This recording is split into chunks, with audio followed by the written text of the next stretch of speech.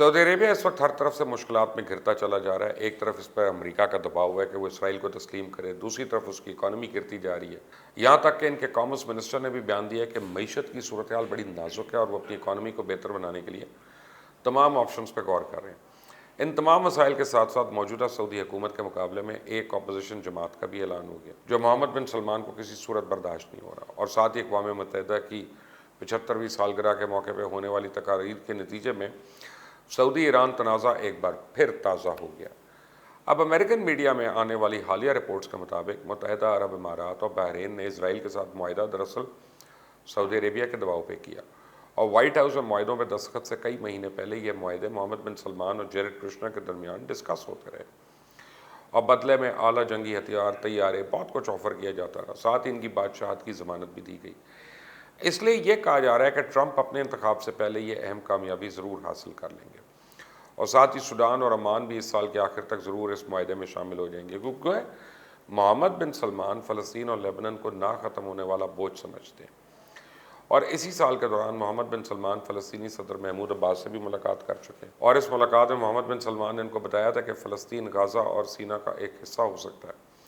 बाकी जो तफसीलात इनके साथ डिस्कस हुई हैं, जेरेड कुश्नर के अमन मुआहिदे का एक तरह से ब्लूप्रिंट था, लेकिन फ़लस्तीनी सदर को ये बिल्कुल पसंद नहीं आया। यही वजह उन्होंने कभी अवामी सतह पर इस बारे में बात नहीं की, और न ही इसके बाद उन्होंने दोबारा कभी सऊदी अरेबिया का दौरा किया। अब दूसरी जानिब सऊदी अरेबिया की इकॉनमी बुरी तरह गिरती जा रही है, और सऊदी अरेबिया इस वक्त बैंकक्रप्ट होने के करीब है। माजिद अल कस्बी जो कि सऊदी अरब के कॉमर्स मिनिस्टर हैं, उनका अपना ये कहना है कि सऊदी मईशत को मुश्किलात का सामना है। उन्होंने सर्वाइवल के लिए मुख्तलिफ ऑप्शन पर गौर करना शुरू कर दिया, क्योंकि तेल की गिरती कीमतों ने सऊदी मईशत का भट्टा बिठा दिया, और इसके अलावा मोहम्मद बिन सलमान के रूस के साथ तनाज़े ने भी मामलात और बिगाड़ दिए। और चाइना ने जो किरदार अदा किया वो तो सोने पर सुहागा है, क्योंकि जब तेल की कीमतें मनफी पर गई थी तो चाइना ने इस साल दिसंबर का तेल अमरीका को ऑर्डर दिया था। इससे पहले सऊदी अरब के मुआशी हालात 2018 में भी काफ़ी ख़राब हुए थे, जिनको ठीक करने के लिए सऊदी अरेबिया ने वैल्यू एडेड टैक्स लगाना शुरू कर दिया, और अब तक ये टैक्स 3 गुना बढ़ चुका है। मतलब हर चीज़ पर 15% टैक्स सऊदी शहरियों से वसूल किया जा रहा है। और अब अगर अपनी मईशत को संभालने के लिए सऊदी अरेबिया इस टैक्स को मज़ीद बढ़ाता है और 25% तक ले जाता है, तो बहुत ज़्यादा चांसेस है कि सऊदीया की अवाम अपनी हुकूमत के ख़िलाफ़ सड़कों पर आ जाए और बगावत ना हो जाए, और इस तरह अरब स्प्रिंग फैलने का दोबारा खदशा है। और यही वजह है कि अब सऊदी अरेबिया ने ज़ायरीन को उम्रे के लिए भी आने की इजाज़त दे दी है। लेकिन इस साल क्योंकि हज नहीं हो सका तो उम्रे से इतना असर नहीं पड़ेगा। आम हालात में हज और उम्रा दोनों से सऊदी अरेबिया को सालाना 30 से 32 बिलियन डॉलर वसूल होते थे। अब तेल से इनको 110 अरब डॉलर से भी ज़्यादा आमदनी होती थी, लेकिन परेशानी ये है कि इनका डिफेंस बजट सिर्फ 80 अरब डॉलर है, जबकि मौजूदा हालात में ये अंदाज़ा लगाया जा रहा है कि अगर सऊदीया तेल की बहुत ज़्यादा कमाई भी होती है तो 50-60 अरब डॉलर होगी।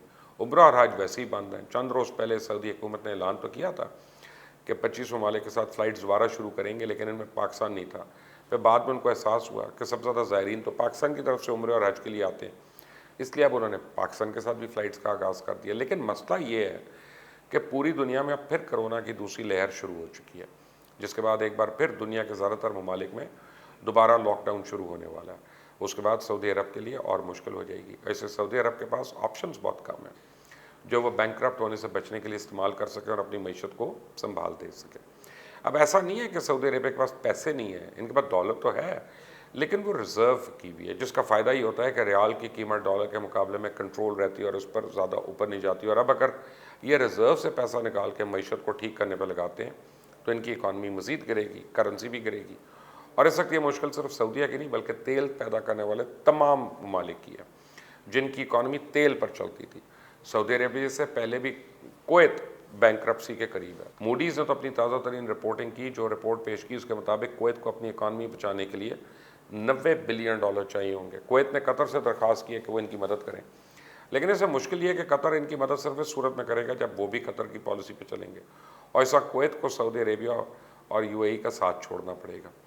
90 बिलियन डॉलर को छोटी रकम नहीं है। अब वो ये रकम कहाँ से लाएंगे, ये इनके लिए सबसे बड़ी परेशानी है, क्योंकि बाकी अरब ममालिक के हालात भी इतने अच्छे नहीं है कि कुवैत की मदद कर सकें।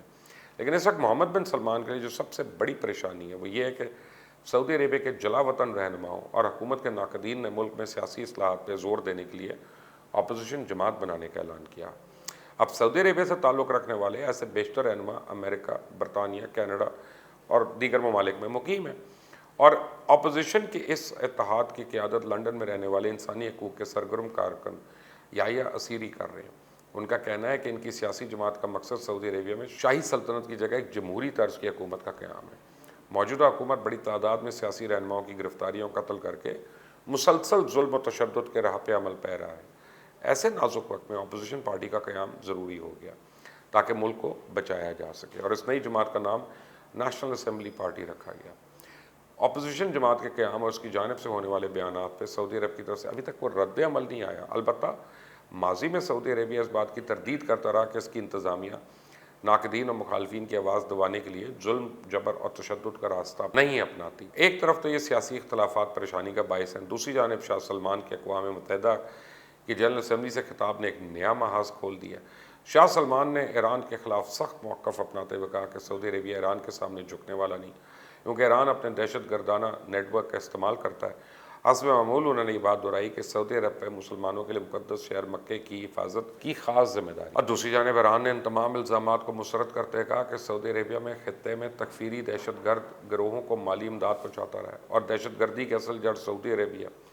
دراصل سعودی عرب ایران کے خلاف امریکی صف میں کھڑا ہے اور اسرائیلی حکومت کے ساتھ تعلقات کو فروغ دینے کی کوشش کر رہا ہے۔ سعودی حکومت نے عوام کے اربوں ڈالر دہشت گردی اور دیگر ممالک کو برباد کرنے پہ خرچ کیے، اس کے باوجود ان کو نتیجہ کچھ نہیں ملا۔ اب سعودی عربیہ آئندہ نومبر میں G20 اجلاس منعقد کرنے کی تیاریوں میں مصروف ہے، لیکن تیل سے ہونے والی آمدنی میں شدید کمی کے باعث وہ معاشی مشکلات کا شکار ہے، اور اس صورتحال میں اپوزیشن جماعت کا اعلان اور ایران کے ساتھ چپکلش سعودی عربیہ کے لیے ایک نیا اور سخت چیلنج ہے۔ آنے والے دن سعودی حکمرانوں کے لیے بہت ہی مشکل کے دن ہیں۔ آپ اپنی رائے مجھے ضرور دیجیے گا، بیل آئیکن کو پریس کریں، سبسکرائب کریں۔ اللہ حافظ۔